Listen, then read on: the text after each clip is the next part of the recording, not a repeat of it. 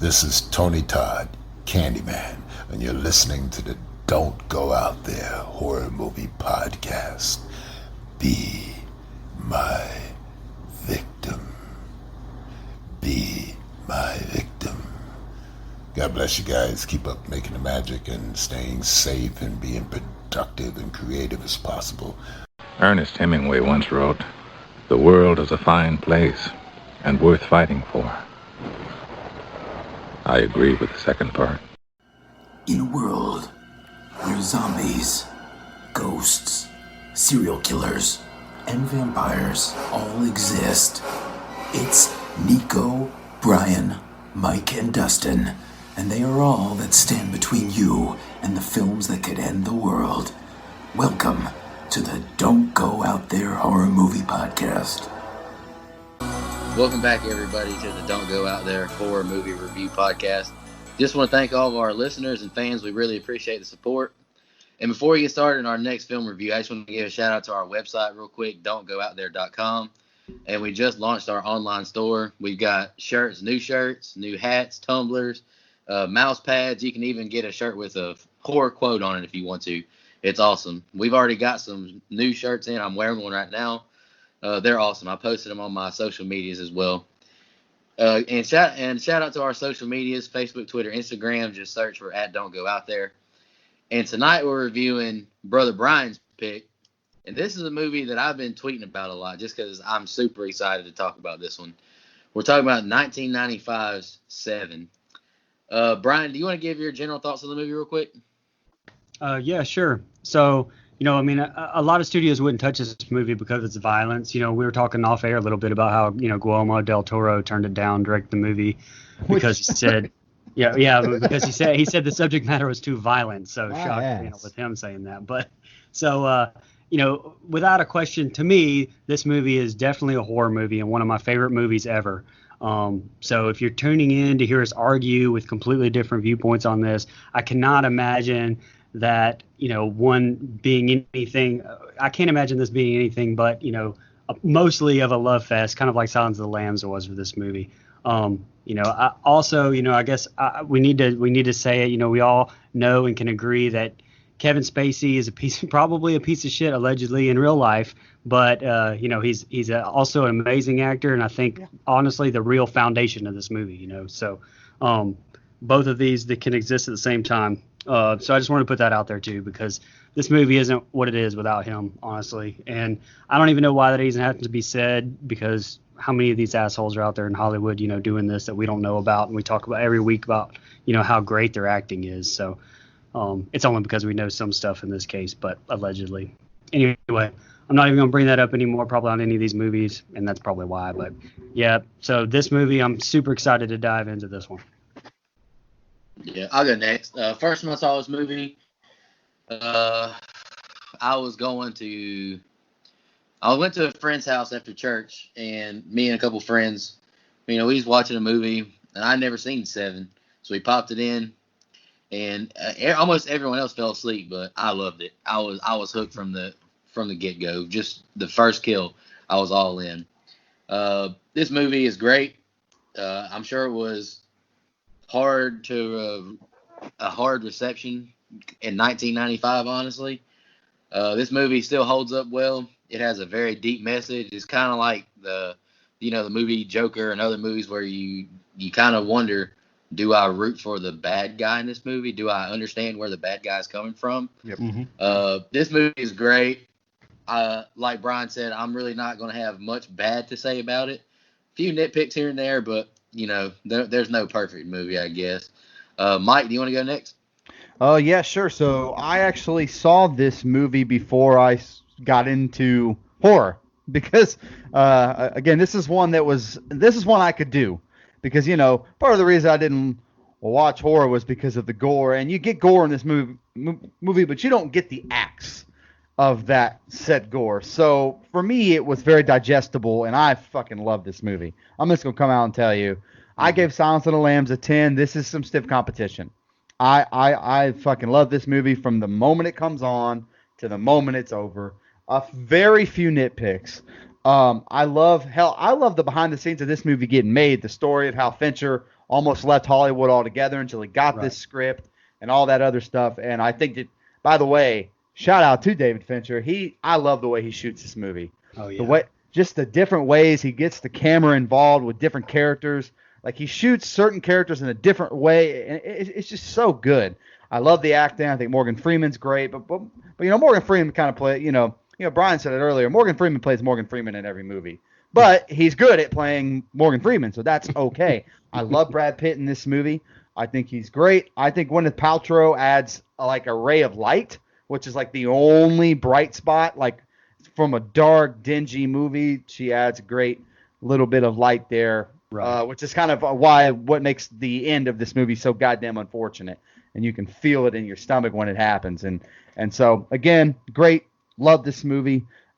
Very, very few nitpicks, but as the question of if it's horror, I would say it's horror adjacent, where it's a horror subgenre because it's a thriller. It has gore, it has kills. There's one scene in particular, and when we get to it, I'm going to talk about it. That is very horror. It's very, very horror. The reason that the movie studios didn't want to touch this is because it was a major motion picture, unlike Friday the 13th Part 70 or whatever, or Halloween 20, where most movies were kind of cheap, low budget, those kind of things. This movie was, had a lot of big name actors and a named director and all that stuff. So I think that's why I don't see why it was so hard to touch in 1995. That freaking American History X came out the year before this, like Silence of the Lambs. So I don't see what the big deal was, but that's just me. So I gave Silence of the Lambs a 10. Nico, did you give it a 10? 9.5. Oh, okay. All right. I was just wondering. So I guess wrapping up the general thoughts, I really like this film. Spoiler alert, this is going to be the highest rating that I've given out so far on this show.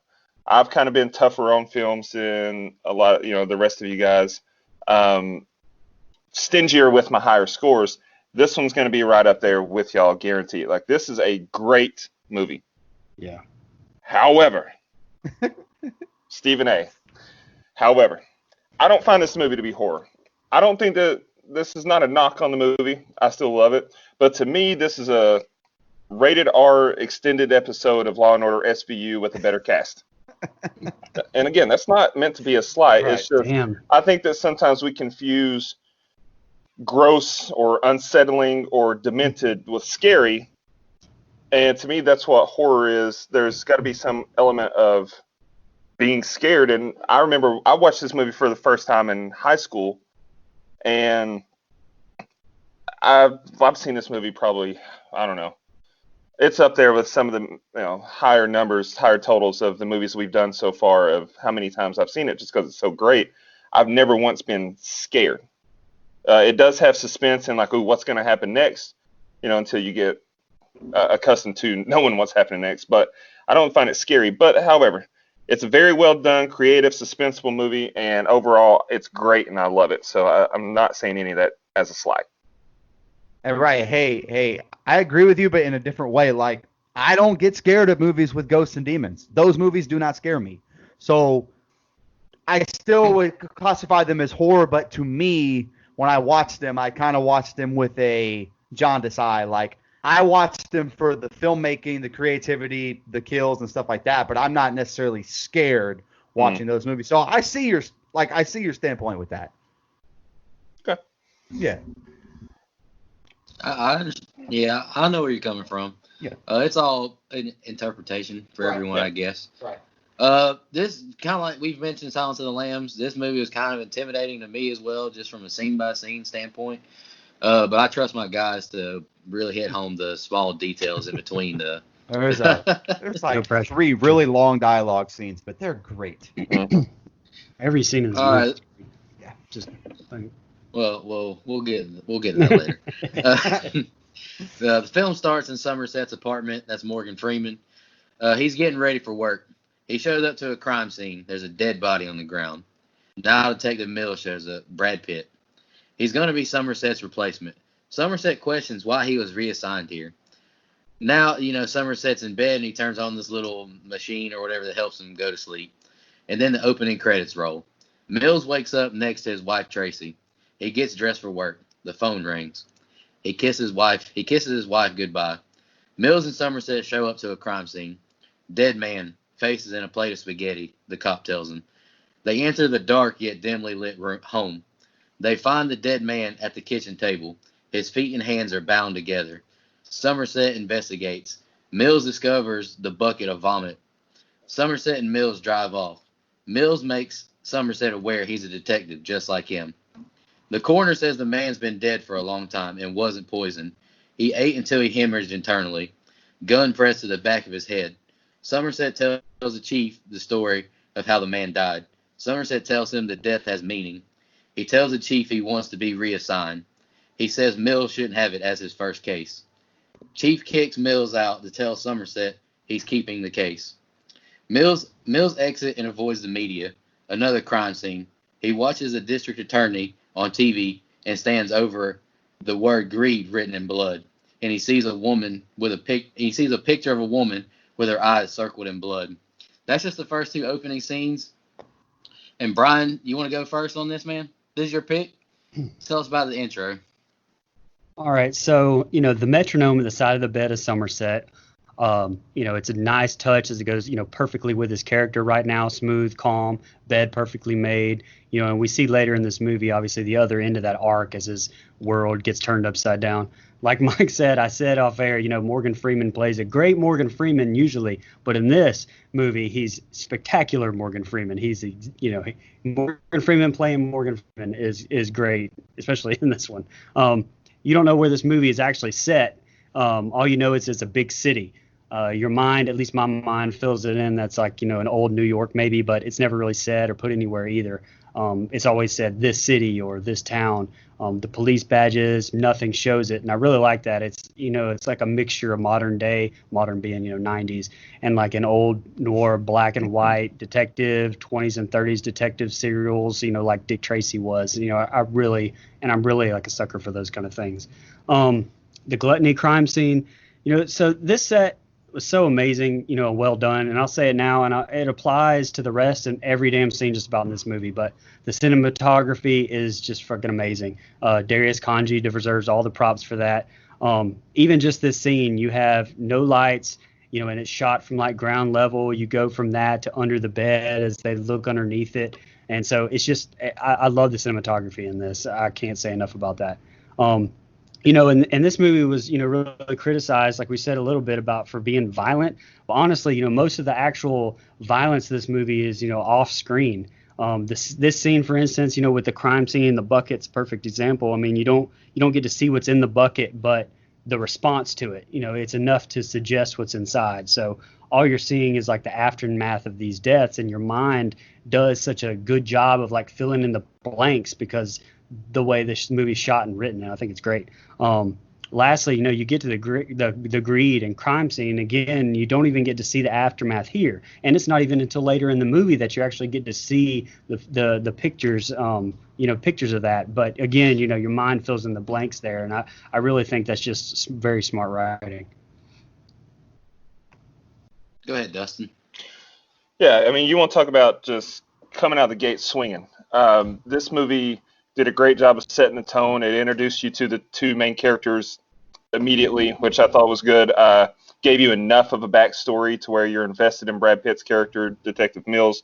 You asked to be in this department when you transferred in, I thought that was a good job of getting to the point quickly. We didn't need a long, drawn out backstory with him and how he got to the city because there's too much action. And you want to talk about paving the way, I should say, for future films. I mean, this movie and the puzzle of solving the murder gives off some big Saw vibes. And, we all spoke very highly of Saw. And to me, that's the vibe. This is like a precursor. This is like an inspirational film to me. When I watch it back, it's like, yeah, this is very well done. John Doe was the original Jigsaw.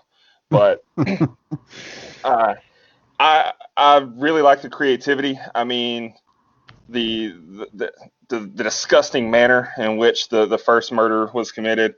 It's just, this opening scene does a great job of really setting the tone, and you can't help but be intrigued and captivated, and it holds your attention the rest of the movie because of the great job they did in this scene. Right. I love how this movie just puts us in a dark place right away. Like from the opening shot, we're in a noisy, rainy city always. That's the environment we're in. We go right into it. I love that. I like the relationship right off the bat with Somerset and Mills because they're complete opposite fucking people, to be quite honest. And I like that play off each other. It's like it's a toned down version of what would be a buddy cop movie, almost like it's taken more seriously, obviously, but I like that dynamic. I think it works really well. I I love the opening credits. I think they're underrated. I love the way that they show just enough and then they black it out. Like I think that's really creative, really smart, and well done. By the way, this movie has Arlie motherfucking Ermy, my man, and he's not. Look, this isn't my favorite character he's ever played, but he's in the movie, so I'll always give a shout out to that. And let me just go ahead and get this out of the way. Gwyneth Paltrow, call me sometime. Okay? All right, we got it out of the way. Back to the good stuff. Nico's got the shirt on. Nico's official hey, shirt on. You can get a Call Me Sometime shirt at don'tgoouthere.com/store, one of those. That's it. So the glutton death is fucking gross. And I actually think it's a super creative kill. Like just in the sense of, I can't think of another movie where you watch somebody get fed to death, and we don't get to see that, but there's just enough there from the graphic part of it where you can imagine it. And it's just, God, that's brutal, man. And I love, again, you made a good point, Dustin. I didn't even think about. That's very Jigsaw. He's like white. He wrote gluttony and grease behind it. And you got to go find it, and you got to, really, really do good detective work. Which brings me to this point. One of these guys is a really good detective, and the other one is complete dog shit. But I still like both characters. David Mills sucks at being a detective. We talked about it earlier. The lady from Don't Fuck with Cats is better than him. And she's just an internet sleuth. Oh, who else? Who else is better? Go ahead. My man, Deputy Dewey is a better cop. Yeah, than I would Mills. put Dewey on the case before I would David Mills because freaking David Mills, he's a loose cannon. He's a loose cannon. Okay. All Dewey needs is a little motivation from Gale. But anyway. Yeah, you're right about that. But again, I love the dynamic there between the detectives, and I like that they decide not to show the agreed death on camera right there, and they make us wait for it. I think that's really, really creative and really different for the time. A lot of times when we watch these movies, we get deaths right away. Sometimes that works. In this movie, this works, and I think it hits really well. And I love that the rain is just its own character. Like it's always around. It adds a dynamic that I think something would be missing if it wasn't there. So I love all this, man. Man, this is going to be a jerk off fest to this movie. I'm just going to let you know. Nah, nothing wrong with that. The chief tells Somerset about the man's death. Chief doesn't believe he's going to quit being a cop because Somerset's supposed to retire within a week. Somerset is back at the spaghetti death house. He finds the word gluttony in a note behind the refrigerator. Hold on. Spaghetti death house might be the best description I've ever heard. That's how I wrote it down, brother. That's amazing. Go ahead. Sorry. He reads the note to the chief. He names off the 7 deadly sins and says to expect 5 more deaths. He walks out. Somerset takes a cab to the library. He writes a note for Mills to check out some books on the 7 deadly sins, and he makes copies of Dante's Inferno. He leaves an envelope, with all this information on Mills' desk. Now it's Wednesday, and I wrote, "It's still raining." Mills throws the book into his back seat, and another cop brings him some more of the other books from the list. Mills starts moving his items into Somerset's office. Tracy calls, but wants to speak to Somerset, not Mills. She invites him to their house for dinner. The two get to Mills for dinner. And Somerset and Tracy, they have casual dialogue between the two of them. She asks why he's not married and how long he's lived here, basic conversation. Now they're at dinner, and we all get a really good laugh as the house, shakes really hard from the train. And now Mills and Somerset look over the attorney's death evidence. Somerset says the killer's preaching. Mills shows him the picture of the wife with her eyes circled in blood. That's the two scenes I wrote down. And like I said, the nitpicks I have, I'll wait till later. Mike, go ahead and go first on those two scenes, man. No, I'm curious if we have the same nitpicks because I don't think the wife is necessary here. Um, as far as getting to the point of, looking behind the painting and all that stuff, like I just don't see her part as necessary. So maybe that's like one tiny little nitpick that I have, but it doesn't take away from the movie or anything. I just kind of felt like she's there to cry on camera and sell the fact that her husband's dead. That's really the only thing I got from that. But I mean, I don't know. That could just be me, maybe. I don't know. But I still like both of these scenes. I think the dinner scene is really good because it takes me out of that dark place for just a little bit and puts me in a more human element. They're laughing and joking. They laugh about their apartment being right under a fucking train, which is, I don't know. I laugh because Morgan Freeman just started laughing uncontrollably, and that got me for some reason every time. So I thought that was well done. There's some dialogue in these scenes here that just really hammers home how different these two cops are. Like, one is very matter of fact, very black or white, no gray. This guy's good, this guy's bad, let's get this motherfucker, let's kill him. And then you have Somerset, who wants to get into the psyche, wants to get into the mind, wants to know why the crimes are committed so he can solve the case. It helps him solve the case to deep dive into the mind. And here's Mills, who has a problem just fucking reading a book. So again, I'm not talking about Brad Pitt. I love Brad Pitt. It's just he plays a fucking moron, to be honest with you. I'm sorry, but no, I really like these scenes. I think they're a little bit. They kind of bring you down to bring you back up here after the dinner scene because there's some stuff coming. But I love. And by the way, I had no idea that they had someone yell fire if you're getting raped. That's actually it's fucked up, but also smart. Dustin, you want to go next?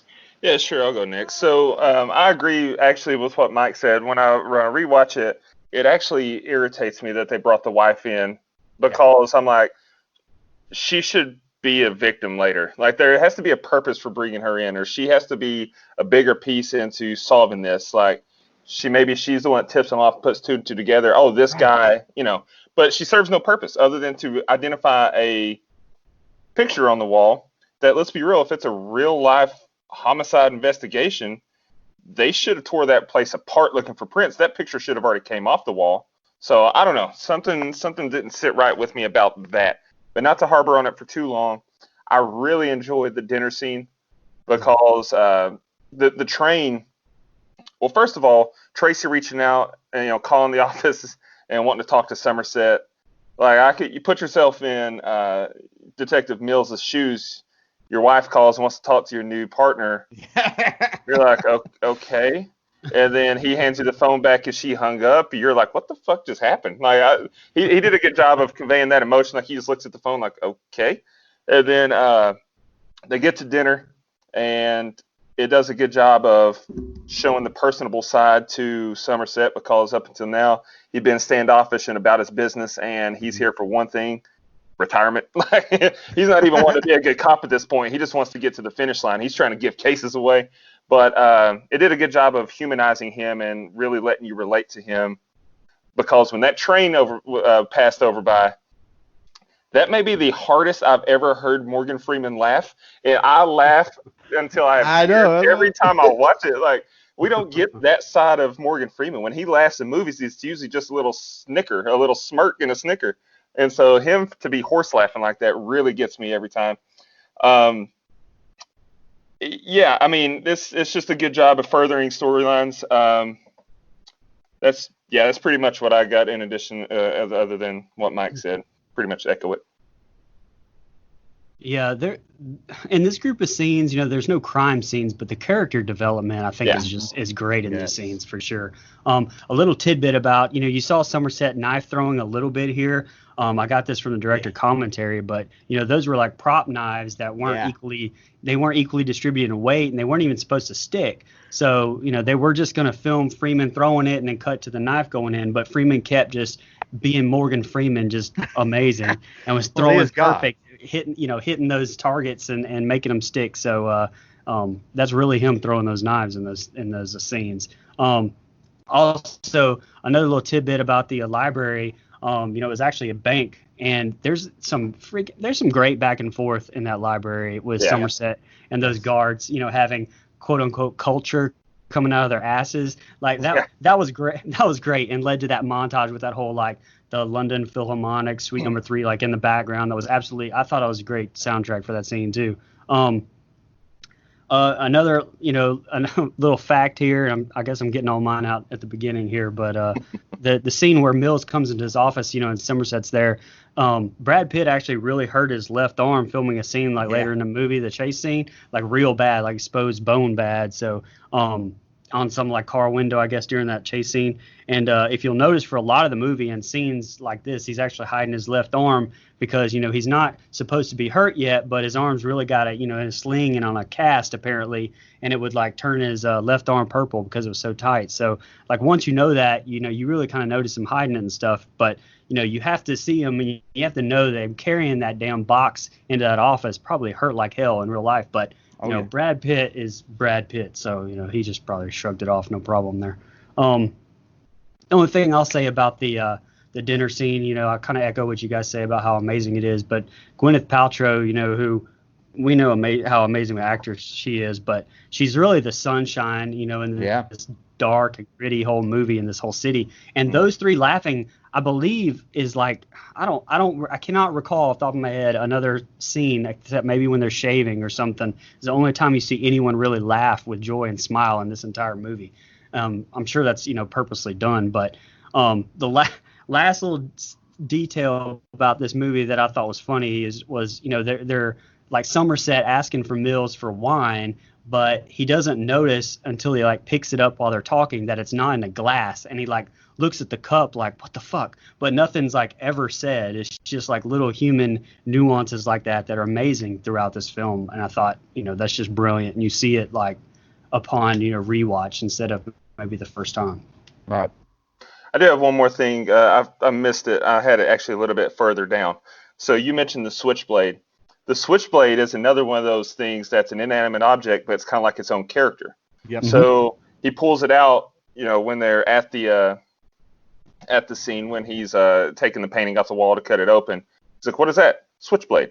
And then when he's throwing the switchblade around, another nitpick that I have is similar to the Crazies, where I needed more pitchfork. I need more switchblade. Like it seems like there was all this building to him being this switchblade badass, and it kind of gets forgotten later in the film. It doesn't come back into play in a major way later on, and I wish it would have, but it's a very minor detail. You know what? You're right. I didn't notice that. I wonder if they were like building up to some, maybe at the end they were supposed to have him, hit him with a ninja star fucking switchblade throw. Well, it's funny you said it because that's, once we get into it, there were multiple endings that were discussed for this, and one of them, actually multiple of them, had Somerset being the one that kills him in the end. And so I'm wondering if that was like the reasoning for this. Let's build him up to have this amazing switchblade skill, and then maybe that's how he kills him at the end. I don't know, but didn't happen. So that kind of irritated me, but it's very minor. Good point. All right, Mills and Somerset get to the safe house where the wife is at. They show her the evidence photos, and Mills interrogates her. And, she's really not in the mood for this, and Mills is kind of like shoving it down her throat, honestly. She notices the painting in the office is upside down. So they go back to the office, they pull the painting down, and they cut the back of the painting off. They don't find anything. But then Somerset, he climbs on the desk, and he, prints it, and he finds prints on the wall. And it says, "Help me," written. The two are waiting on the print lab reports. Now it's Thursday. The two are asleep on the couch. Fingerprint match. Name is Victor Allen. The cops, chief, and detectives drive off. Somerset says he'd never take a bullet and only pulled his gun 3 times. Mills tells his story of the time he pulled his gun. They show up to their next crime scene. They invade the apartment. Bedroom full of hanging air fresheners. Bed with a person covered in a sheet. Man strapped to the bed, and I wrote, "It looks horrible." And I know that y'all give me shit about this, but right here I'm going to say, this is an elite jump scare. elite jump scare. It is one of the best, most well executed jump scares ever. And those guys going in there didn't even know that he was alive still in this scene, so their reaction is genuine. So it's really good. And the word sloth is right on the wall. And Mills, he finds daily pictures of the man for a whole year. The ambulance show up. The two detectives discuss their emotions in the hallway, and then a guy from the media starts taking pictures of Mills. And, Mills, the short fuse that he is, he starts yelling at him and pushes him. He yells his name out to him. They get to the hospital, and the doctor tells the two how bad a condition the man is in. And the doctor tells them, experienced more pain than anyone I've ever witnessed, and he still has hell to look forward to. And shout out to that doctor, because he is the lawyer who dies in Law Abiding Citizen, another movie that I love. Nice. Tracy calls Somerset at his house. She asks if they can meet and talk the next day. They meet at a diner. She asks about living here and other small talk. She tells him she's pregnant. He tells the story of the day he discovered pregnancy. He gets a message on his pager he has to leave, and she says thank you. Love the sloth scene, fellas. Love the sloth scene. Yep. Brian, you want to go first, brother? Sure. So this is just a little stupid thing, but in the police pulling out as they're going to the sloth kill, they're pulling out from like that underground almost parking garage thing. This has to be the same place that they filmed RoboCop, because I don't know if y'all watched the original RoboCop ever, but I watched that stuff so many times when I was a kid, and I thought it was so cool that the parking garage was basically underground that it like really stuck out to me. And I did no research on this, but this has to be the same parking garage. If not, don't tell me any differently, because I think it's awesome. And Wake Up Glimmer Twins, the Arlie Army he's great no matter what damn movie he's in. I just wanted to give that a shout out. That this thing is just full of juggernaut actors. The sloth kill, I mean, this might be to me the most disturbing of all the kills. Again, the set, like you can smell it when they walk in. Rob Bottin, the special effects creator who worked on The Thing, RoboCop, Total Recall. I mean, he's a legend. I believe we brought him up, during the Thing review. And my God, you know what? I'm going to bring him up again, because just putting makeup on this dude who looks like a fake dummy in that bed, to the year in photographs, which we don't have CG where that would take like an hour nowadays to do on the computer. I can't give that guy enough credit, not that he needs it. I mean, he's a legend. And, that jump scare, and Nico said it's perfectly executed jump scare. And I don't know if you guys noticed that the SWAT captain was John C. McGinley, the guy from Scrubs and Office Space. Yeah. So he definitely stands out. Mike, go ahead, brother. All right. I already went over all the painting and the wife stuff and all that. So the sloth death, fucking phenomenal. Like that scene to me, if someone wants to go and say this movie is a horror, that's the scene I would point to.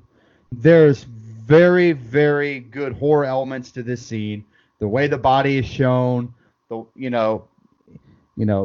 police busting in, all that stuff, and then the jump scare is a true horror. Like that is how you do a jump scare. If you're gonna do jump scares, it's not an orange falling from a cabinet. It's that. That's how you pull off an elite jump scare. Like Brother Nico would say. I agree with you.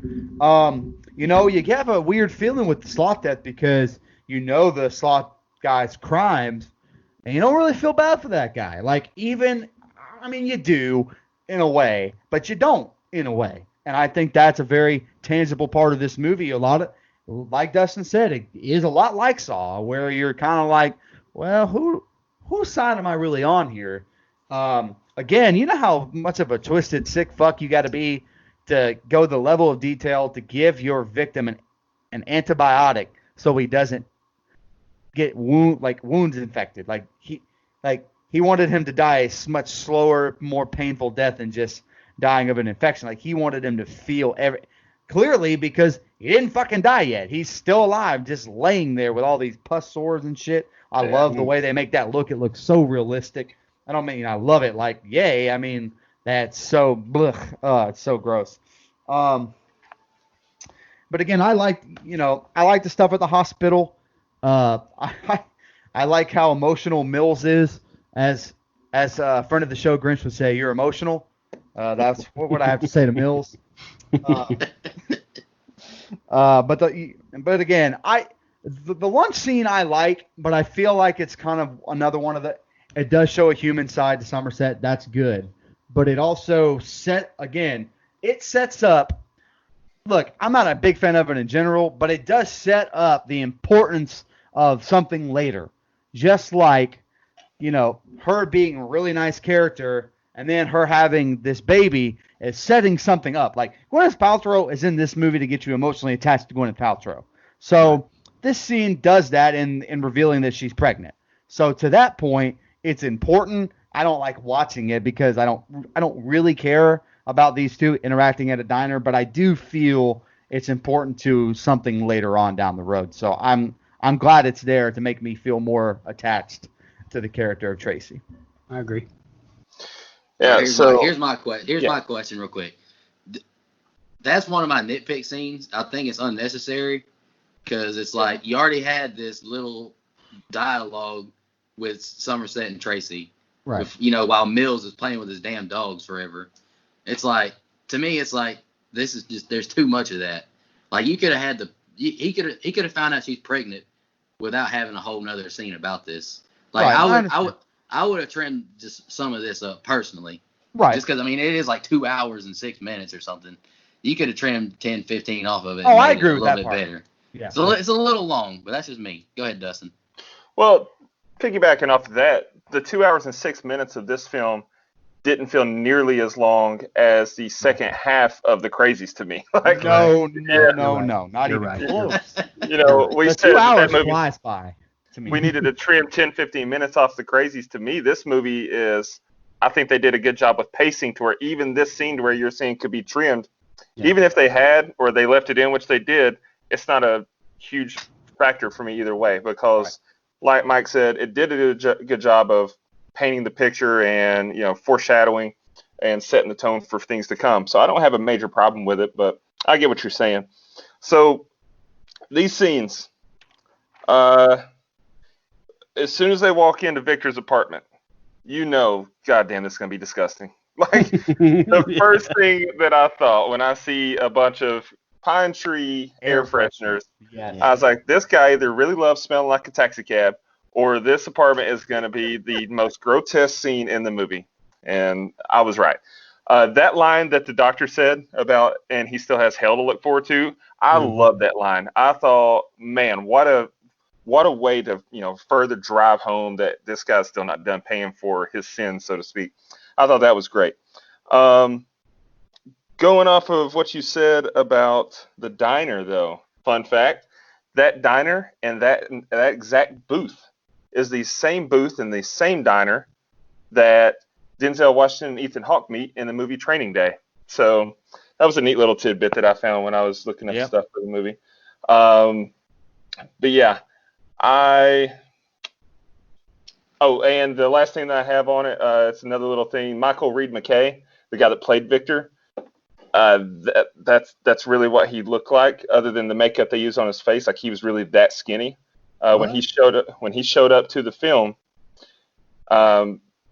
David Fincher had in his mind, he had it set that he wanted someone who weighed around 90 pounds. So Michael Reed McKay shows up to audition, and he weighed 96 pounds. He got the role, and Fincher jokingly said, I really wanted you to be about 90 pounds, ha, ha, ha. When he showed up to film, he had lost an additional 6 pounds. So that's disturbing. This sounds like 50. Hey, remember when 50 Cent lost all that weight for a movie nobody fucking saw? Oh, Come on, man. Looked like a crackhead. Well, Christian Bale and the well, that's my point. What the fuck is 9? What the fuck is 6 pounds, Fincher? Come on. But hey, by the way, that guy sat in the makeup thing for like 14 hours. Yeah. For a day's worth of work, pal. Yeah. So overall, another phenomenal set of scenes here. I like trying to see. I didn't have anything that you guys hadn't touched on. Just another great job of painting the picture and foreshadowing that we're still in for a bumpy ass ride. Question before we go further: do you guys feel like this is a movie that you really need to watch a couple times to grasp? Because I feel like some of the book stuff with the 7 deadly sins, I got it, but I'm saying I feel like if you don't have any idea about any of that stuff, this is a movie I would suggest a rewatch or two catch everything you need to catch about what's going on here. There are a lot of little ass details as it goes. Yeah, and not only just the details about the plot, but there are just little nuances here Oh, and yeah, there, little things absolutely. put all in it that's just like, I've watched this movie I don't know how many times, Yeah, and I didn't even catch already- that wine glass thing I said a minute ago until this time. So I mean, Right. yeah. Yep. Yeah, I love that sloth scene. So I think the 14 hours really paid off because besides the what's in the box, I think that's the most memorable scene of the movie, honestly. Yeah. Yeah. So it paid off for him. I don't know. That Victor's guy had a really big dick on the cutting room table. They made him had a huge wang. That's kind of that's actually a fun fact too because of like his Yep. weight or whatever. They like didn't even like demoralize his weight or whatever, so they gave him a big package. It's like, all right. Hey, there ain't nothing wrong with going out with a big wang instead of big bang. All right, anyway. Heyo. I'm just dying out of nowhere, and that guy had a really big dick. You did, pal. Oh my Sitting there god! flopping on the table. Oh. Come on, bro. Oh man! Victor's landlord says he was the best tenant he ever had. Somerset says it's dismissive to consider him a lunatic. Imagine the will it takes to keep a man bound to the bed for a year. Somerset takes Mill on a field trip back to the library. They meet a man at a restaurant. Somerset gets some money from Mills, and they give this money to the guy who shows it to the restaurant. And the man from the pizza parlor, we find out, is from the bureau. He brings the two detectives a list of names who've checked out these books. His name is John Doe. They get to another apartment complex, and a man shoots at the two of them. Mills chases the man. He chases him into an apartment. He climbs out the window, and Mills runs down the stairs. Let me flip my page real quick. And he runs along, the side of the building. He follows him out into traffic. John Doe is hit slightly by the traffic. Mills crosses the traffic, no problem. But John Doe hits Mills in the head from the top of the truck, and he holds a gun to his head, but doesn't kill him. He just runs off as Somerset shows up.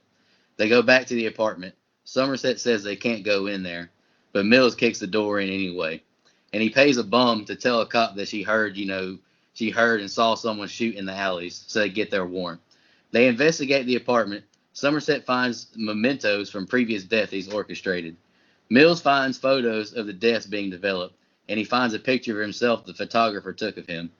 Other cops show up to investigate the home, and Somerset is in this room reading, and he says there's 2,000 notebooks filled with his writings. Then all of a sudden we hear a phone ring, and Mills answers, and the man says, "I admire you," and Somerset shows up to record the call. Brian, do you want to go first on those two scenes, man? Yeah. So, some people might find this like little section of scenes kind of boring except for the chase scene. But to me, like this is some of my favorite parts of this movie because I just love the detective work. Yep. And I don't think we get enough Dick Tracy's type really good sleuth films. And I don't know. I love to see it when it's actually done right like this. It's a great action chase scene. I want to give Mills props because it's his chance to shine. I mean, he's played second fiddle to Somerset the whole time. He finally can show off a little physical ability, but then at the end, and he gets his spoiler alert. He basically gets his ass whooped. But it's great cinematography there. And this is, I got this from the director's commentary too, so this is not my own observation, but now I can't unsee it because but the John Doe gun against Mills' head is like nearly identical scene from the way it's shot to everything about it from David Fincher's other movie, Alien 3. It's that iconic poster shot of the alien right up against Ripley, and like the second mouth comes out and gets right up against her face, and then the alien leaves.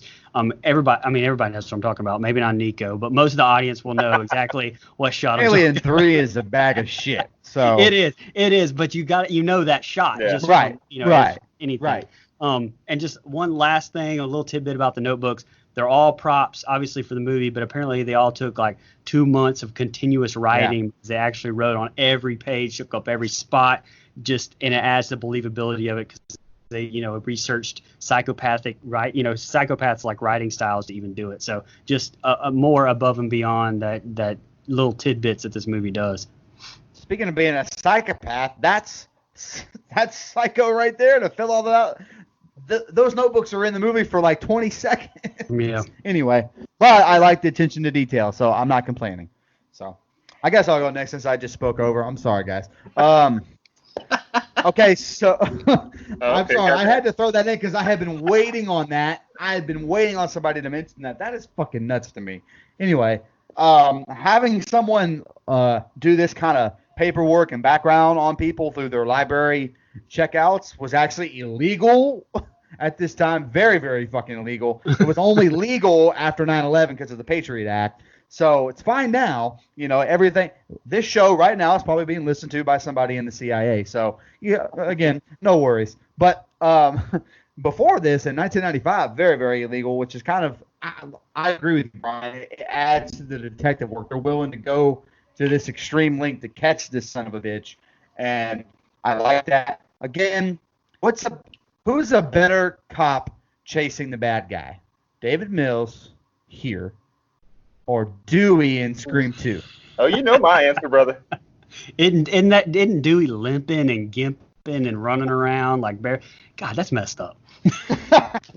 Hey, he's just as effective as Mills is in this scene. Anyway, Oh man. Greatly acted by Brad Pitt, though. Now, I love the way that Fincher shoots that scene, though. The way that he shoots the Mills character throughout this latter half of the movie, where it's handheld and it's shaky, so you can kind of like, he's a loose cannon, I'm going to shoot it this way. I love that. That is such a like little fucking touch, but I love it. I like these scenes because, like you said, very good detective work. Just very thorough, and then you get to the apartment search, and it's exactly how you expect a sick fuck's apartment to look and all that stuff. So, I always laugh every time they show that scene though, because there's all this like weird serial killer shit, and then there's just like a closet full of spaghetti sauce. It's like, God, what the fuck's For the this? spaghetti murder house. What the hell's doing all?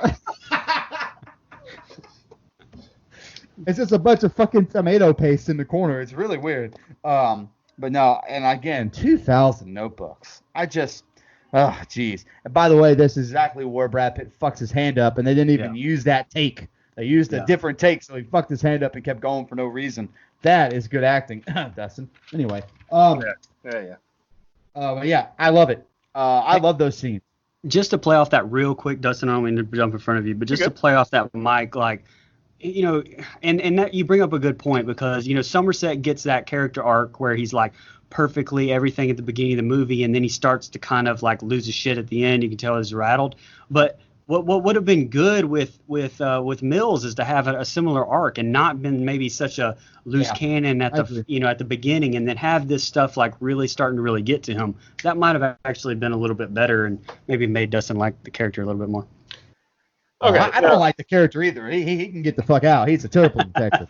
Yeah, no. Let me preface this. So what these guys are talking about is that I'm not shitting on Mills the character. I mean, I am, like Mike is, but where this comes from is my unpopular opinion. Maybe the most unpopular opinion I have is that I don't think that Brad Pitt is a exceptionally remarkable actor. I think he's remarkably average. I'm going to edit that. I'm going to make it say exceptionally. Yeah, you should.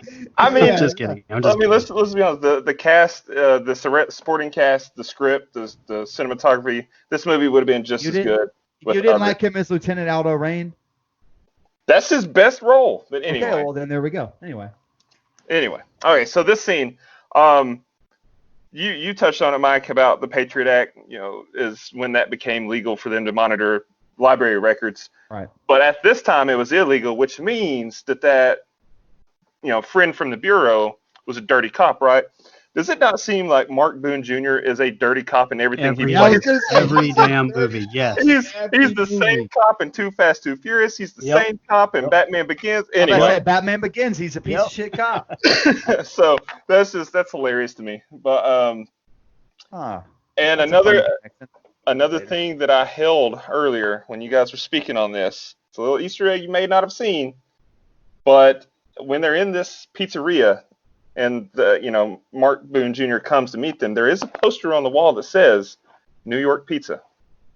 But maybe it's New York style. Maybe it's New York style. But that's actually a pizzeria. New York Pizza is a pizza place in California. So it's it's still ambiguous about where the film takes place, but that's just something I picked up on. I know where it takes place. Oh, do you? I'll save it for the end. So, but no, these are more great scenes. They're kind of questionable to me in the sense that up until now, Somerset has been a very by the book cop. He's wanted to do everything right, and then here he is being okay with taking underhanded tactics to find John Doe with buying the records from the FBI agent. So would Somerset have done that based on the rest of the movie? Probably, because at this point he's still wanting to catch the killer and solve this case before anyone else gets murdered, right? But another thing, it just keeps going. When they pay the hobo to give the false statement, I don't think Somerset, that's not consistent with his character to me, that he just stands there and allows Mills to feed the story to this fake witness and even include his name. But yeah, she called me.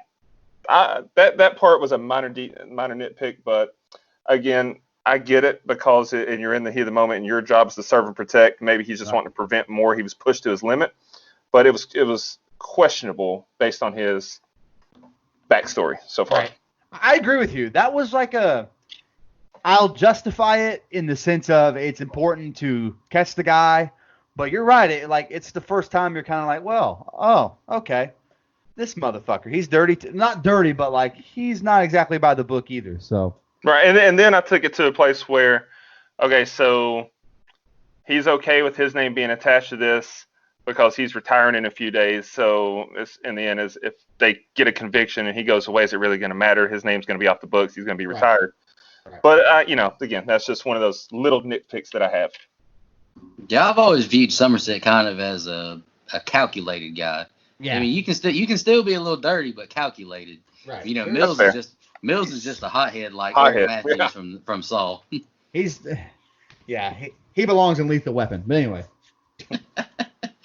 All right, Mills admits that the killer is preaching. They go to a sex toy shop asking about any special made items, and they get to a club/broth. I don't know what the hell this place is. And Lust is wrote on the door. There's a dead woman on the bed, and a man. And this is probably my third favorite scene of the whole movie. The man's yelling, "Get this thing off of me!" And they take him back. They take the owner of this place and the guy who did this back to the station. They start questioning him, and they reveal that he was held at gunpoint and was forced to have sex with this woman, and it was a knife strap-on kind of thing. And Mills after they interrogate him, Mills and Somerset, they have a drink at the bar. He tells Mills it won't have a happy ending. He asks Somerset how he became the way he is. And I put in quotations, the problem with people is they don't care. And Mills says he doesn't agree with Somerset. And this is that scene on YouTube. It's called Apathy. It's really good. I highly suggest, just watching this scene too. Yeah. Mills goes home and he spoons Tracy and he says that he loves her. Now it's Sunday. We get a call from John Doe. He's done it again. Pride. A phone is glued to one hand of this woman and sleeping pills in the other. He tells Mills he's going to stay at work until this is over, as in not retiring. John Doe shows up to the station. Bloody shirt, no fingerprints on his fingers. He asks, and he yells out, and it's really cool. He yells out, "Detective," and everyone stops what they're doing, and the two detectives run down to him. And they get him to the ground, and he asks to speak to his lawyer. And they find out he has no bank history. He cuts his fingerprints off his hands repeatedly. The lawyer tells Mills and Somerset that John Doe will take them to the bodies at 6 o'clock. Only them, or the bodies will never be found. And he says that he will plead insanity. And, at first they're not on board with this, but they find out there's a third blood on John Doe. Blood from an unknown person found on his clothes. And he says he will agree to give a full concession, or a full confession if the two people cooperate. I'm sorry, got mixed on my words. Dustin, you want to go first right there, brother? We're almost at the end. The next two scenes are the ending. Yeah, I can go next. So the Lust death is tense. They find the order for this leather product. They go down to this BDSM shop, and the guy's like, "I've made freakier shit than that." He doesn't say that's not a direct quote, but in a roundabout way. And my mind can't let that quote go. That's not the most demented thing I've made, or whatever he says. Like, God damn, what kind of sick freak? Anyway. That's some sick people, bro. It really is. The Pride death to me, I thought was brilliantly done, because that's something that in this day and age of Instagram models and everybody wanting to, we're so vain as a culture. Here it is, 25 years later, and this scene is still what a lot of people, I feel like, would do. That's what they would choose. I can't live without a nose. I'd be hideous. And so I thought that was just a remarkable job on playing up the pride death, or the pride sin. The bar scene, I thought, was another good job of strengthening the bond between the characters of Mills and Somerset. To me, you can't go wrong with having that included, because there's so much action elsewhere. It's like it's like they're fitting these scenes in to strengthen their bond and strengthen their character developments when they can. And it doesn't feel forced, it doesn't feel out of place, and it doesn't feel too much, because the rest of the action is so high paced and so tense. It's almost like a nice little, okay, here's us a moment to take a breath and calm down before we crank it right back up. The scene in the police station when he walks in, how crazy is it that here we are 90 minutes in, or basically, and Kevin Spacey's just now making his entrance into the film. Kinda. I mean, we saw him earlier in the hallway, we find out, but this is the first time that we see a definitive look at his face, and we know, oh, this is Kevin Spacey. He's the bad guy. So here he is, the top billed actor, one of the top billed actors on the movie, and he's only in it for the remaining 30 minutes of the film or something. But it was an incredibly shot scene. The surreal look that the other cops have on their faces, or they're just looking at him like, what the fuck? Like when he's walking and covered in blood, they just kind of look at him confused. And that, to me, was even well done. The attention to details, because you got to think, what would you do? You see a man walking in just covered in blood, and you don't know. Especially a police station. Right. Especially a police station, and they don't know that that's him, because there's only two people that have actually seen his face, right? That was Mills and Somerset. All they have to go off is a police sketch. And so they're just confused, and then the scene, I'd like to speak to my lawyer now.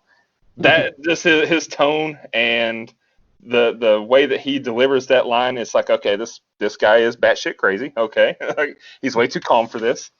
And the ending to this movie is one of the best endings in film history, and it starts with these scenes right here, and it's just hats off to everyone involved. Incredible acting, incredible script writing, well done all around.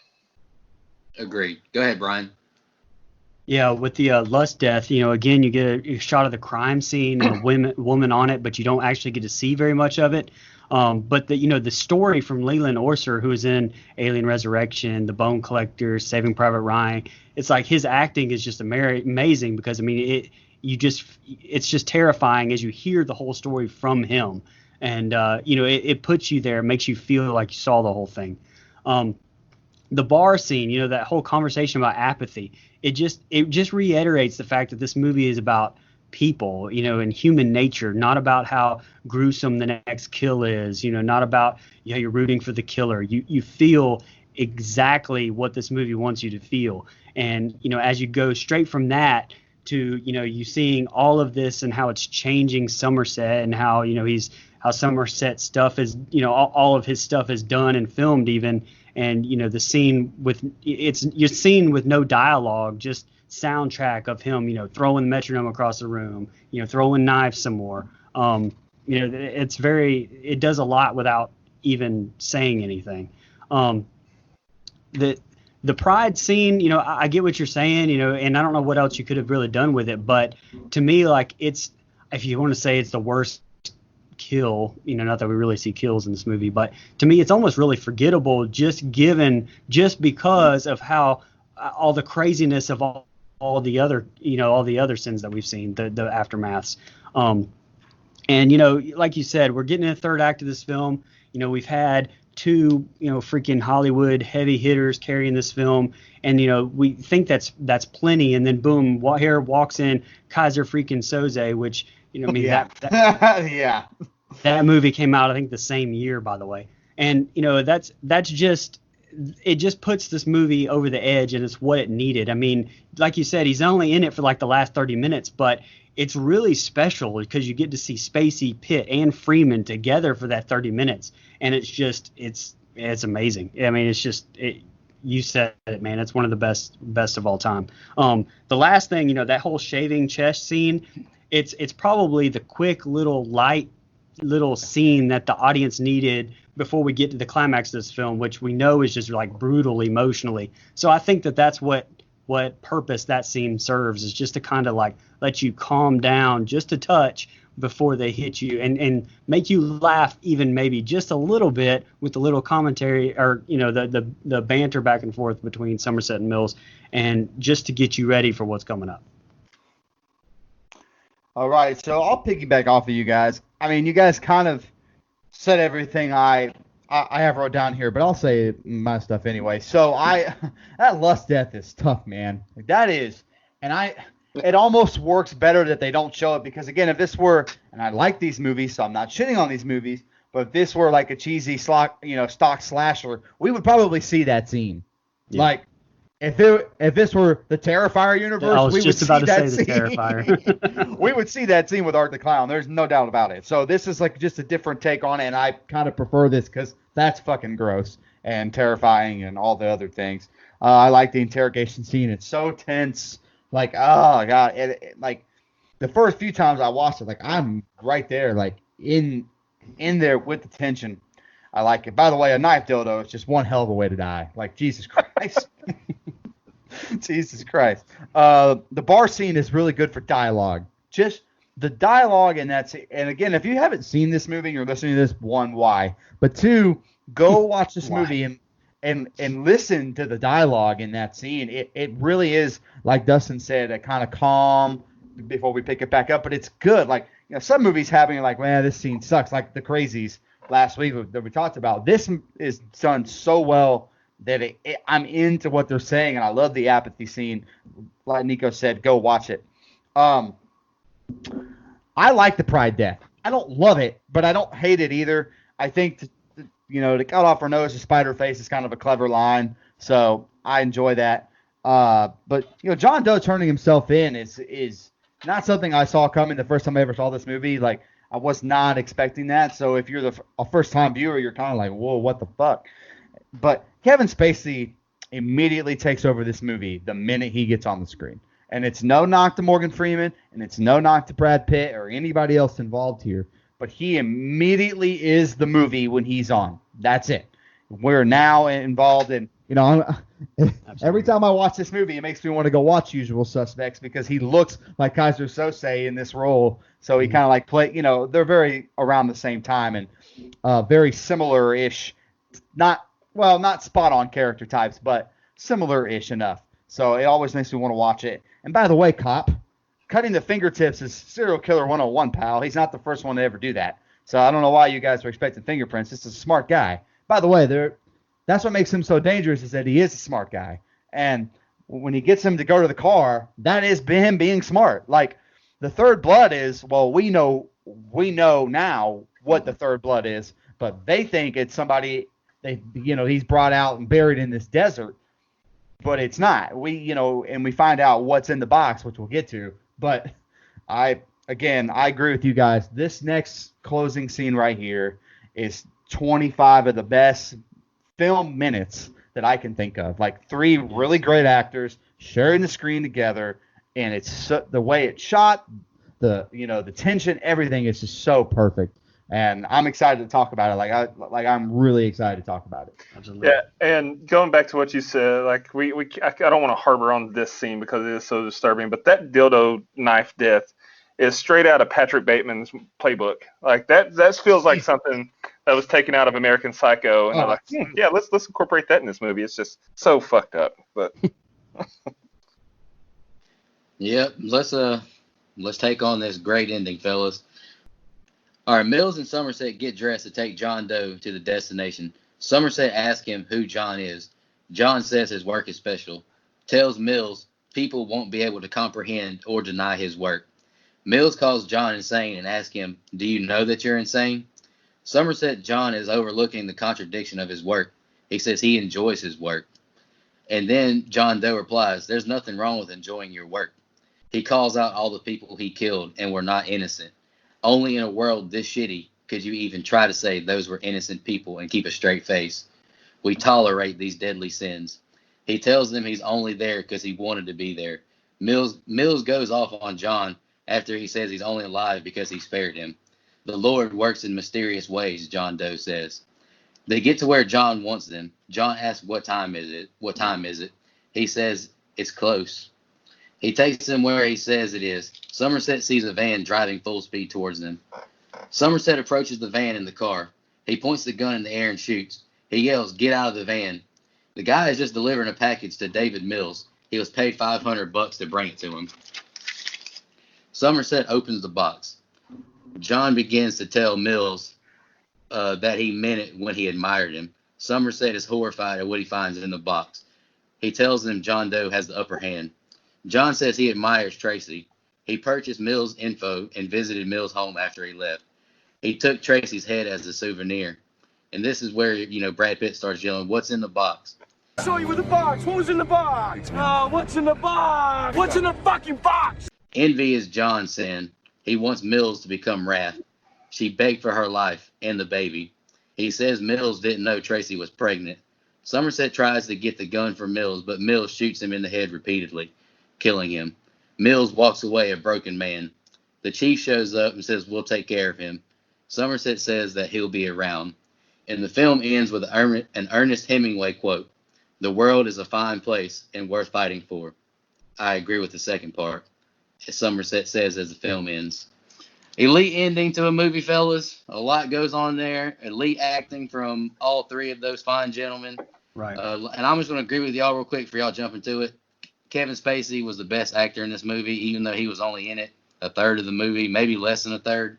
Yeah. He and it's no disrespect to the other two, because he's just kind of like, he's like the frosting and the cherry on top of this great movie for these three actors. Brian, this is your movie pick. Do you want to go first on this ending? Sure, man. You said it. The way Spacey delivers these lines in this car. I mean, you're talking about such a thin line here. I mean, you're talking about morality and sins, and the way that he delivers these lines. I mean, you're almost agreeing with them, and you almost forget that the character is a psychopath who has done these terrible things to people. And I mean, that's a definite testament to the writing. But if you would have had I think some Joe Blow actor delivering these lines, I don't think it would have come nearly as strong as it did either.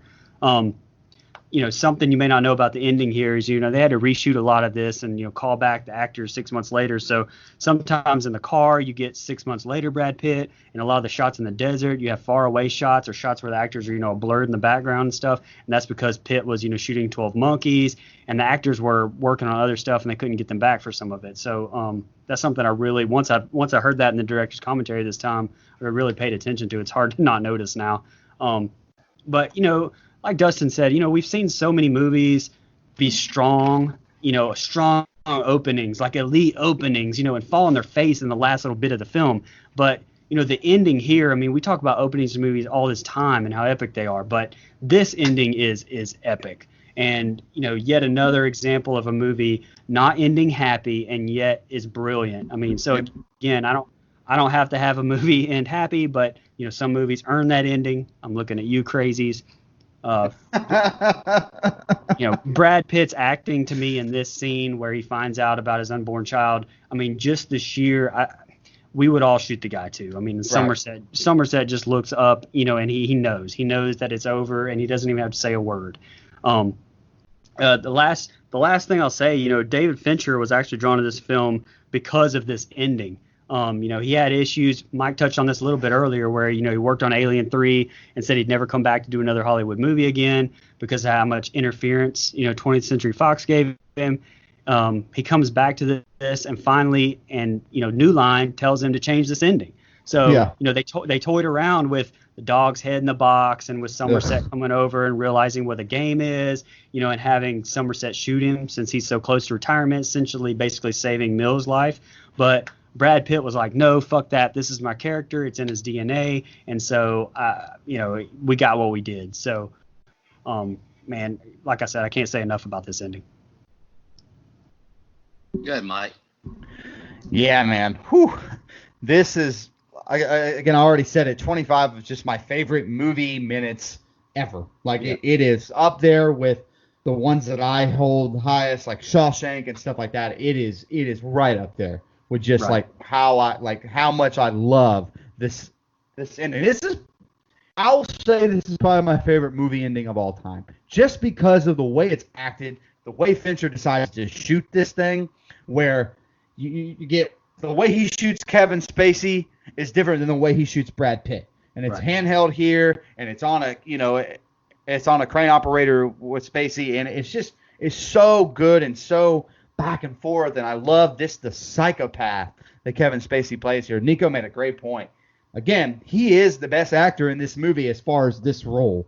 The role he's being asked to play, he just plays it so well. So creepy and just makes your skin crawl. And those scenes that we didn't necessarily love early on that we kind of touched on with Gwyneth Paltrow, it makes this scene, though. Like, there is no doubt those, and I understand what Nico's argument against it, where you could have maybe done a little shorter, more condensed version of those scenes, but there's no doubt their importance here, now. When you realize that's Tracy's head in the box. What's in the box? It's Tracy's head, And by the way, I know everyone quotes that all the time, but I have a feeling we have an entire generation that just quotes that and doesn't know what it's from. Like, I'm pretty sure about that. So I hope we have some younger listeners that actually can find out what the fuck that's from now. So great job, man. I love everything about it. And you mentioned it, Brian.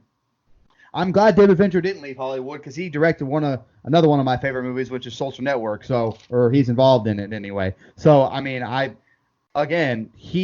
this movie shows that Alien 3 is not what he's worth, because he bangs this thing out. And there were, like you said, there was a lot of production mishap. Like, Kevin Spacey was already directing another movie when they had to come back and do the reshoots. But I actually like the Ernest Hemingway end. Like, I think ending just on the gunshot to Kevin Spacey wouldn't have been my favorite thing ever. So I like that they kind of bring that back in. Oh, we'll take care of him. Morgan Freeman, with the Ernest Hemingway. I like that quote. I like the way it ends, and it kind of sets up a theory that I stole from What Culture, which I'm going to get to after Dustin goes. Okay. So yeah, the car ride out to the desert does a good job of setting the tone that Brad Pitt's going to snap. Like, you could just feel him getting more and more tense through the car ride. He raises his voice, starts yelling. And so to me, that's what made it a point of when you realize that it's Tracy's head in the box. Yeah, he's killing this motherfucker. Like, he's already at his wit's end with this guy. And so the car ride did provide us with one of my favorite quotes of the movie, when Mills tells him, "You're no Messiah. You're a movie of the week. You're a fucking T-shirt at best." And how crazy is it? Here we are 25 years later, and it's the movie of the week. So I think that's a very appropriate quote. They get out to the desert, and you guys mentioned it earlier about how Tracy was really the sunshine in this film. She was the bright light of the film. Well, how about this? We're in the desert. It might be the only scene where it's not raining, and it's centered around Tracy. And so that's a good little foreshadowing metaphor there of Tracy's going to be involved in this because there's no rain. It's nuances like that you just don't pick up on the first watch. That's why you got to watch this more than once for sure. Multiple times. Yeah. I would recommend. They get out to the desert, and Somerset's walking. Mills like, "What do you got?" Somerset says, "Dead dog." The way that John Doe just goes, "I didn't do that." Like, his tone, his little serene, and just, oh my God, it's creepy how he's like, "I didn't do that." Like, I don't know. Spacey's kind of creepy. Kevin Spacey acted his ass off in this movie, as he does in every role, despite being a scumbag.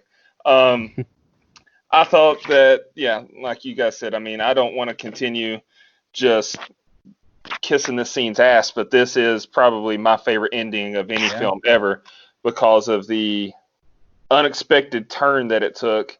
It was really driven home by the way that you got invested in Tracy earlier on, the way that they developed these characters to this point, and then you find out it's her head in the box. Was just fucking crazy. And I like how they shot most of the scene from the police helicopter, give you those alternate views, because so much of this, well, I actually read when I was researching. I don't remember where I read it, but one of Fincher's inspiration for how the film was shot was Cops, like the over the shoulder looks and everything, and so that makes the helicopter scene make even more sense because in Cops you get a lot of overhead helicopter scenes from the police helicopter, and here we are.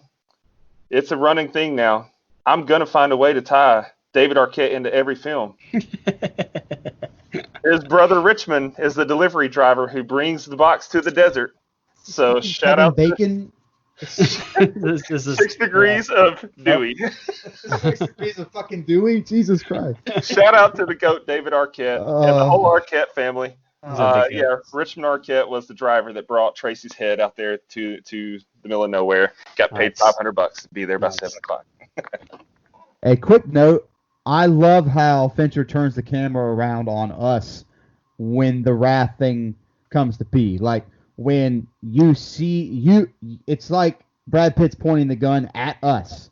We are the reason that he's doing this. I mean, that's a great. I love the direction there. I think it's, again, like Brian said, those little nuances that you don't really catch the first time. You have to go back and rewatch this movie, and I think it's worth a couple. Well, I'll watch it forever because it's one of my favorites, but it's worth a couple of rewatches to really grasp the whole picture. Oh yeah. Anybody got any final thoughts on this last scene before we jump into fun facts? Yeah, this movie takes place in Gotham, the same universe as Batman. I mean, you see what's going on with Somerset here. Morgan Freeman is in the Batman universe. Dirty Cop in the Batman universe. Yeah.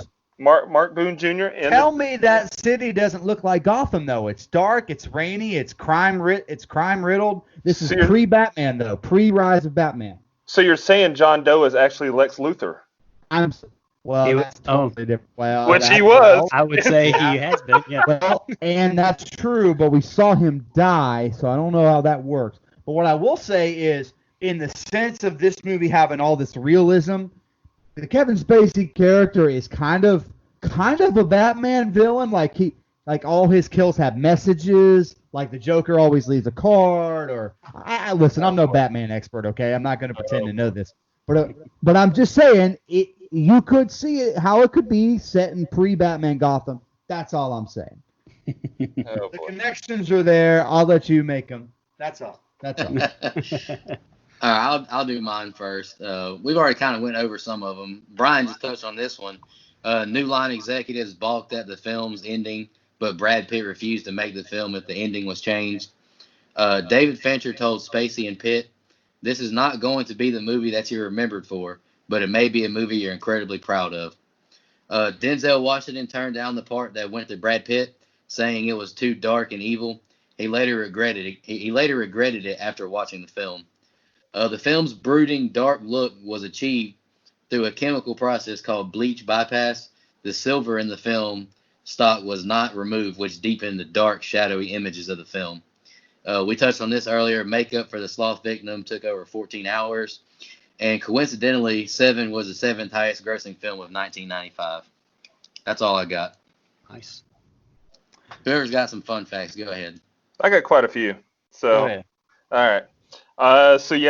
Brian mentioned earlier, Brad Pitt really did hurt his arm during the chase scene. So that was a real injury, but the scene actually called for him to be injured anyway. It's just they incorporated the arm injury because it was real. Brad Pitt bought his own ties for the film because he wanted his character to have poor fashion taste. And those ties were atrocious, even by 90 standards. Gwyneth Paltrow was actually Fincher's first choice for Tracy, but she wasn't interested at first. So Fincher had her real-life boyfriend, Brad Pitt, convince her to meet with him. Nice. The film, like Nico said, was the 7th highest grossing film of 95, but Brad Pitt also earned $7 million for starring in it. So a lot of sevens going around. Kevin Spacey's name did not appear in the opening credits. That was his request so that it would be even more shocking when he's revealed to be the villain. To make up for that, they put his name twice in the closing credits. But I thought that's a great touch. Like how many actors would take that, let their ego go to where their name's not in the lead credits. I thought that was brilliantly done by him. Hey, did you notice the end credits were going from top to bottom. Yeah, and I not love that top to little, bottom just to that top. little was effect. cool. I love that. So Yep. good. And then the rest of my fun facts are other actors that were almost in the movie or considered. So I'll just run through them real quick. Val Kilmer turned down the role for John Doe. Sylvester Stallone Thank and Denzel God. Washington. I'm your Huckleberry. Don't you ever disrespect Val Kilmer. But anyway, For this role, I will. I know. Val I Kilmer is- couldn't see this film being Go anyone dance but with Kevin some. Spacey. Right, Go I dance agree. with some more wolves or something. This That was isn't. Kevin Costner. That was Costner. Come on. One of those. So He speaking does of an Kevin, Indian Reserve movie, doesn't he? Yeah, he speaking of does. Kevin Costner, speaking of Kevin Costner, he and Nicolas Cage were both considered for Mills. Ugh, God. Jeez. Sylvester Stallone and Denzel both turned down the role for Mills. Hey. Thank God for Sylvester. Thank God for You want to Sylvester. go check out that butt? Somerset. Harrison Ford was considered for Somerset. Oh God, no. And then, as far as turning down Somerset, Robert Duvall and Gene Hackman turned it down, and Al Pacino only turned it down because he had a scheduling conflict. So, I'm glad Al Pacino turned that bitch down. Jesus Christ. and then the last one I have is that Christina Applegate turned down the role of Tracy after Gwyneth Paltrow was initially not interested. And so, just that listed names, those are top-notch actors and actresses. Right. Those Oh, are that was a all mistake by all- Christina Applegate. Jesus Christ. right. But in Call me hindsight, sometime. Still. this is a list of Hollywood talent that I just ran off as far as turned down the roles or consideration for the roles. There's only one character that I think they could have went a different direction with, and I'll just leave it at that. Oh, Jesus Christ. God. Brian and Mike, do y'all got any fun facts?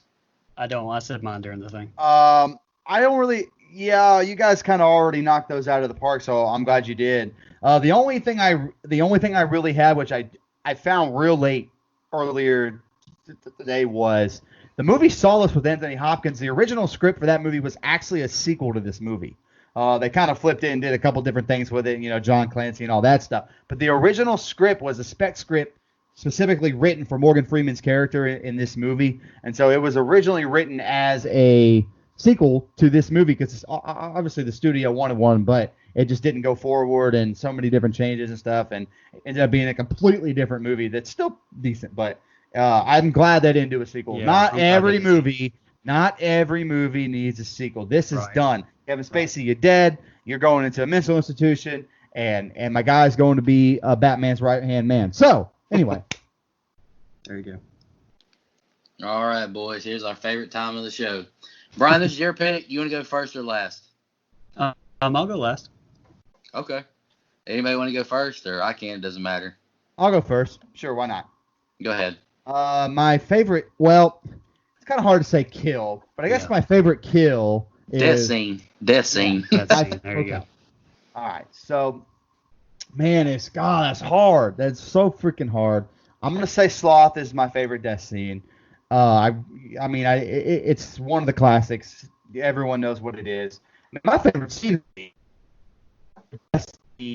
just on the line, making kill is, and my least favorite is probably Greed, and I might be alone in that because I actually like Pride. But I think Greed is just like it takes so long for us to see what happens there that I'm like, it had no effect on me one way or the other. So I'm going to give it. Okay. I went first. I'm going to put my balls on the table here. I'm giving this movie a 10 out of 10. 10 out of 10. There we go. Just slap it all over the face. Just Balls slap it all on the table. There we go. Whoa, this is not meta. Come on now. Oh, my bad. Hey, by the way, I looked for a meta moment in this movie and didn't find it. Just so you guys know. 10 out of 10. Love this movie. Highly recommend it. I do this every now and then. Go watch this movie. There you go. Absolutely. Nice. Dustin, you want to go next or you want me to go next? I can go ahead and go. So, my favorite kill, my favorite death, my favorite crime scene, what have you, however you want to label it, is Pride. I mentioned it earlier. I just think that 25 years later, it still holds true about the vanity of the society. And I think that the message that it sent is something that really hits home with a lot of people. Like, a lot of people would rather die than be ugly. I can't relate though because I have no choice but to be ugly. So Oh, please. my least favorite is Lust, just because it made me feel so uncomfortable. As far as, as far as creativity and brutality, I mean, it's through the roof. But God, I hated it. Anyway. Just that leather shot makes me cringe. Fucking freaks. But anyway, overall, like I said, off the top, I'm gonna give this film the highest rating I've ever given out on the show. Don't expect any film to come close to this for the foreseeable future, because I can't think of any movie that I hold in such high regard that we would review. I give this film a 9.5. Wow. Damn near flawless. Holy shit. It was a 10. It was a 10 if it has Edward Norton instead of Brad Pitt. But anyway. Oh my God. I could have backed you. I could have backed you on Ethan Hawke, but Edward Norton. Ethan Hawke too. He would. I'm telling you. Anyway. What? The question was, Ethan Hawke even like big enough to be in this movie in '95? I don't know. No. I was 4. No. Let's say I was 3. So hey, by the way, you tell Ed Norton to go read Mein Kampf or something. Anyway, go ahead. All right, I'll go next. Favorite death scene is Sloth. Incredible makeup. It's horrible to imagine. It's got an incredible jump scare. I love that scene. My least favorite death scene that I wrote is a tie between Greed and Pride, and I'll get into that in my rating right now. Rating is a 9.75. Nice. I told Brian I was going to rate it pretty high, but it wasn't going to be a 10. Just because of a few things I do have a problem with. Here's my cons. Some scenes are too long or unnecessary to me. The pulling the gun dialogue between the two detectives, when they're going to Sloth, I thought that was an unnecessary scene. Cut all of that shit out, just show up. I thought Mill's chasing of John Doe was too long, personally. Somerset and Tracy's breakfast, I thought they could have trimmed that up because, Tracy was talking about possibly not keeping the baby anyway, so the baby at the end doesn't. I guess it's hard for Pitt since he hasn't heard about it, but it doesn't really. Tracy was talking about getting rid of the baby anyway, so that kind of knocked that whole being pregnant thing down to me. And I wrote this movie. It's not unrewatchable or nothing, but it's 2 hours and 6 minutes, and there's a lot to pay attention to. Just like I said with Saw, I love that movie, but it's not super duper rewatchable. It's not the first one I'm gonna grab. All right, the pros. I don't want everybody to think I hate this movie. Jesus Christ. Let's get into the pros now. It's an incredible dark film that has a deep message. The dynamic between Pitt and Freeman is fantastic. Kevin Spacey as an actor in this film is just wow. I wish he was in it more, honestly. The idea of a 7 deadly sins serial killer is a great concept. Sloth and Lust scene are cinema gold and just horrific to think about. It's an incredible cast, has a dark, dreary feel that makes it one of those movies where you can honestly understand where the killer is coming from. I love Saw, so I'm going to love this movie, honestly. And I wrote, this is a must-watch movie for everyone to me.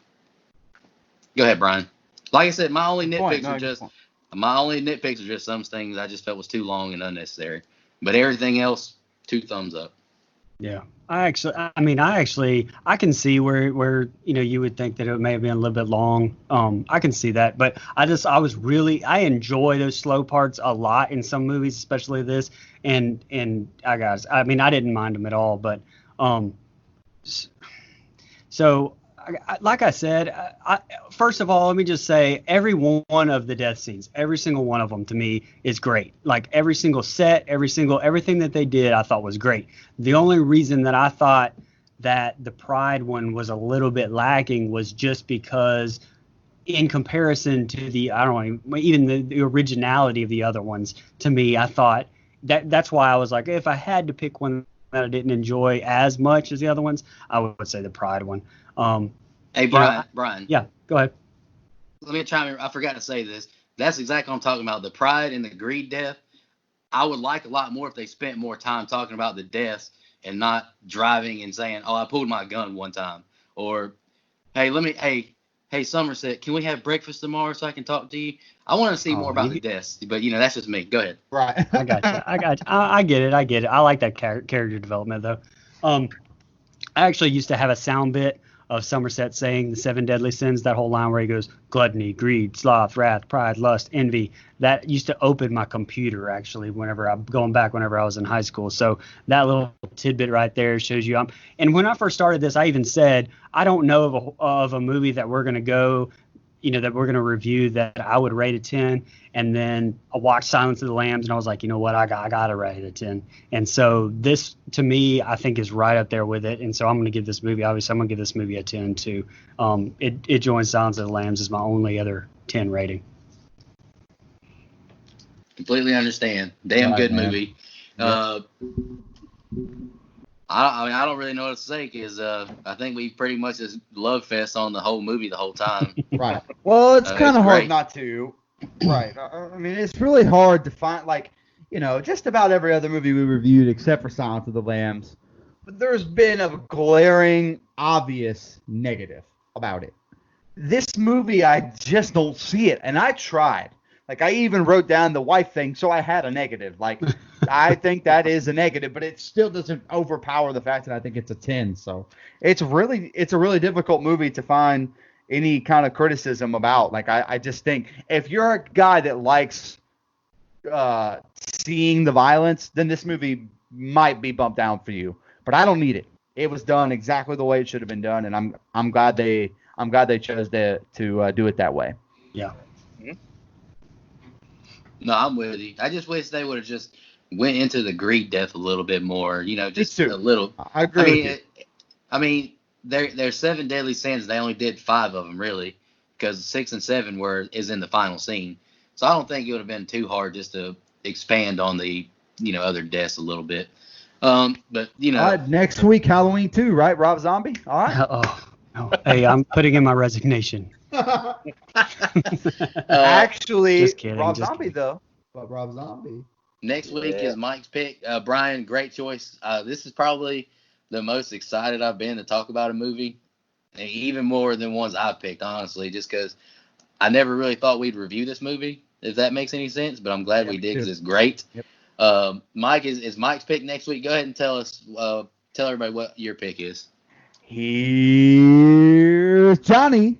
That's right. We're finally going to break down Stanley Kubrick's The Shining, a movie that Brother Nico has never seen, and he will finally get to watch Jack in all of his glory. So I'm ready. Talk about being able to cut some of the movie out. I'm just saying. 2.5 hours. I agree with you. 2.5 hours. It's a classic, but it could be trimmed, yes. And tune in to where I can show you, when I can explain how Stanley Kubrick alluded to the fact that he filmed the moon landing in The Shining. Hey, by the way, we're going to break down the movie, but there is some fluff in that movie, so I don't think it's going to take as long as this one. So there's going to be a whole good 25, 30 minutes spent on all the theories around this fucking movie. If no one else wants to bring it to the table, me and Dustin will go back and forth with it because there's a whole documentary, Room 237, made about the conspiracies around The Shining. So if you feel like watching a little extra homework, I recommend watching Room 237 as a accompaniment with The Shining. Yeah, I'm excited for next week just because it's something I haven't seen it. I'm excited for it. Brian, great movie choice. Damn good movie. I love this movie, honestly. I know I might have got a little too nitpicky on some of the stuff, but that was my only flaws. I mean, everything else was damn near perfect to me. I mean, shit, 25 years later, we're still giving this movie a 10, and it might even be more applicable now than then. Yeah. But looking forward to doing Mike's pick next week, The Shining. We really appreciate all the support. And give us a 5-star rating on iTunes and subscribe. We really appreciate it. Y'all have a good night. And just want to remind everybody to don't go out there.